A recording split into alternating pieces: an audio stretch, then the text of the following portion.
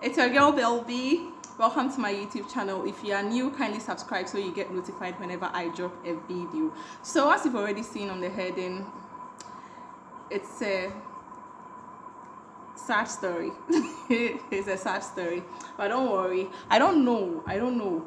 Let me ask, how many of you have been victims of rape? It's rather a sad story, or should I say a sad topic. Most people don't want to be associated with it, but then let me know in the comment section, have you been a victim before? Do you know of anyone who has been a victim? Tell me if you escaped. How did you escape? You never know, you could help someone out there, and that is what is giving me the courage. Because of somebody, that is what is giving me the courage to come out, because this is a story that I haven't really shared before, and it's taking me like a whole lot. Like I had to gather a whole lot of courage. So as you already know, it's another banger. And so let's just get straight into it. So when I was 17 years old, when I was in senior high school, I came across this person that I felt like I liked. He was 27 years old, and I always felt like I wanted older people. So he was 27 years old, and I think that was my very first relationship. That was the first time I said yes to a man. I am saying a man because I may have said I may have thought I was in a relationship prior to that, but those were not relationships, because those were like just like, you know, child play. This is like my serious, at least that I thought it was a serious relationship. So he was 27 years old. He worked at a radio station. So I said, oh, okay, I'm in school and I have a man who is already working. Girls' fantasies was on. So he was nice. He was everything nice.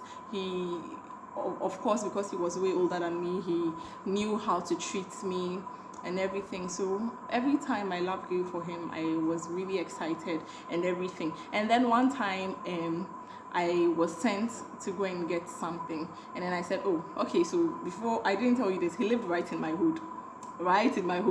Some people would say, I dated an area boy. He lived right in my hood. So I was sent to go and get something, and then I sort of like passed by, and when I wanted to see him quickly before I go home, because where I lived, the people I lived with, it wasn't my parents, and they were like very strict people. I couldn't make up an excuse that I was going to see my boyfriend, so I had to, you know, come up with something, and then that was the smartest thing I could do, to see him while I was sent on an errand. That's like killing like two birds with a stone. So I quickly got there. He was excited that I was coming, and then I got there, and this guy asked me to come inside, and I told him, oh no, I didn't want to. I just wanted to see him quickly before I go, because I would be going to school. And when I go to school, I mean, I was in a boarding house. When I like, if I go to school, he will only see me on visiting days. And so I thought, oh, let me use the opportunity. So he said, come in. And I said, no, like, I'm in a hurry, you know, I'm in a hurry. What they sent me to get is not something I should have come this far for. So I'm already far behind time. He said, oh, it's going to be quick. I said, okay. It's not as if it's the first time I was entering his room, you know. So I said, all right. So I entered, and this was a whole different story. It was a whole different him. It was like I was looking at a beast. He just pushed me onto the bed, something he has never done with me before. I don't know. I felt like maybe he felt like he had invested in me so much. So let me tell you, if you do not like a guy, don't lead him on. Don't take his money, because at a point they'll feel like they have invested so much in you that they need to get it back by hook or crook. And you may not be as lucky as me. So this guy pushed me onto the bed, and then he, you know, I started to struggle. When his intentions were clear, I started to struggle.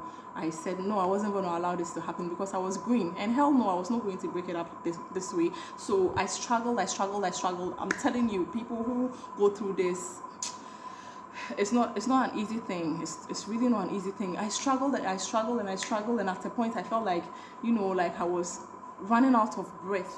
So with my last breath, what I felt like was my last breath, I don't know what happened. I did everything, and now I was just weak, and I was on the bed, and anything could have happened. And then all of a sudden, I don't know what came over him. Maybe I said a silent prayer in my head. I don't remember, because this was like years back. Maybe I said some silent prayer in my head that made him change, that God touched his heart, that made him change his mind, because all of a sudden he was like, leave my room, witch, leave my room, witch. At this point, no. I was in tears. So when I got up, when he said leave, it was like music to my ears. I just got up on my feet, and then I ran out of the room. And the moment I got out of the room, when I was coming inside, his brother was in the hall, and I said, his younger brother was in the hall, and I said hello before entering. So as I was shouting in there, I was actually expecting somebody, to him especially, to come to my rescue. So at this point, when he wasn't coming to my rescue, that means it was a planned thing. So as I was coming out again, when he said, leave my room now, leave, which, as I was leaving the room, as I stepped out, he was there, actually laughing and smiling and laughing at the whole situation. So I was like, okay, wow, this was a planned thing. And mind you, because I was sick, I was wearing flip-flops. In Ghana, we call it chaliwoti. And so I ran and I left it in the room. And then this guy, as I was standing out there shivering, he came out, he threw it at me, he said, take your slippers. I was like, thank God. And then I took it. And at that point in time, I was so shaken because I'd never been in such a situation before. I got so scared and I didn't know what to do. And the people in my house were not people I could easily speak to. So I went through my phone, and guess who I called? A guy. Because I didn't even know who I could talk to. I called a guy, but he was a very good friend of mine. Frank, I called him, and then he tried to console me and everything. And then I got home and I had to pretend as if nothing had happened. God, I wept through the night. So that is my sad story. That is how I narrowly escaped rape. You may have gone through the same situation, or maybe you were not fortunate. It's still not the end of the world, but sometimes you just have to tell somebody, so that somebody also feels encouraged that if she has been raped, or it's not the end of the world. And if she has escaped rape before, if you have escaped rape before too, you have to, encourage people, talk to people, open up to people it would help you and it would help other people. And the mistakes that made you get into a situation like that, sometimes it's no fault of yours, other times it could be you leading somebody on. So you just have to make sure to correct such mistakes. And if you have sisters, when you see them making the same mistake, trust me, you will notice, and then you help them out of that situation. So this is my story of, fortunately for me, it didn't end. I cried, but it didn't end in tears because I narrowly escaped rape. So that is the story. I love you all. Till another time, just subscribe, and subscribe. That's all. And we will meet again.